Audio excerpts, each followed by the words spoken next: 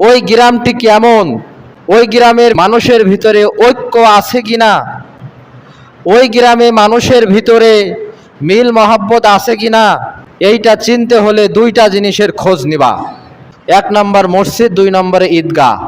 ঐক্যের বড় নিদর্শন এই দুইটা। মসজিদের ওই মিনার ঐক্যের বড় নিদর্শন, ঈদগার ওই মিনার ঐক্যের বড় নিদর্শন। ছোট্ট একটা গ্রামে মসজিদ 3টা হয়ে গেল, ঈদগাহ 3টা হয়ে গেল, এগুলো কি স্বাভাবিক কোনো বিষয় না? এর ভিতরে এই হিংসা অহংকার কাজ করেছে।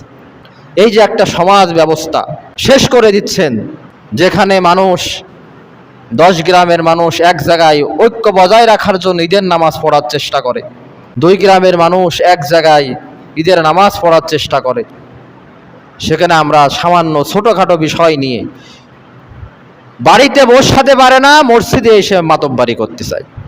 যত রাগ মসজিদে এসে ঝাড়ে।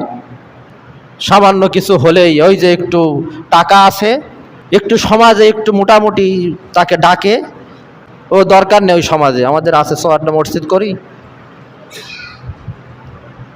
এই তো আমাদের অবস্থা। এটার দ্বারা কি করছেন? যত কবিরা গুনাহ আছে তার ভিতর অন্যতম একটা গুনাহ আছে সমাজের ঐক্য বিনষ্ট করা। ঐক্য বিনষ্ট করার ক্ষেত্রে আমরা বিভিন্নভাবে, রাজনৈতিকভাবে, সামাজিকভাবে, অরাজনৈতিকভাবে আমরাই জড়িত। আল্লাহর কাছের জন্য জবাবদিহিতা করা লাগবে। মসজিদ ঈদগাহ আলাদা হওয়া মানে মনে করতে হবে গ্রামটা আলাদা, আর এক নাই।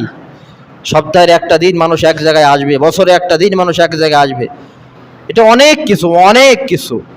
ওক্তীয় মসজিদ জায়গা জায়গায় হোক, জুমা মসজিদ একটা হবে।